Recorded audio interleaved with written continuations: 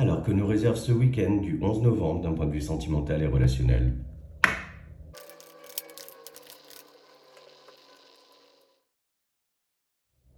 Alors effectivement, sur ce week-end, il y a de la communication, des communications plutôt bienveillantes. On voit que vous avez pris beaucoup de recul, ce qui fait qu'on va être sur des communications, on va dire, constructives.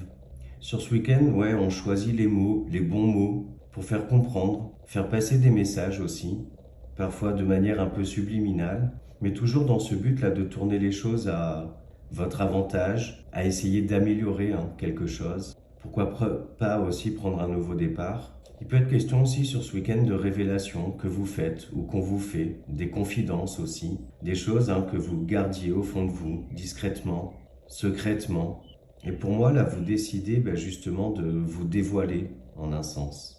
Il peut être question aussi au cours de discussions de vous apercevoir en fait qu'une personne autour de vous a un petit côté manipulateur ou a essayé, on va dire, de vous la faire à l'envers.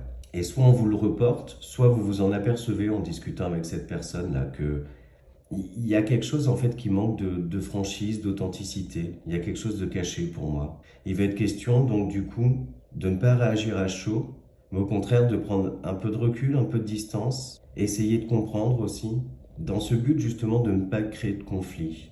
Donc voilà pour les énergies sentimentales et relationnelles, et on va maintenant chercher des messages conseils de nos guides.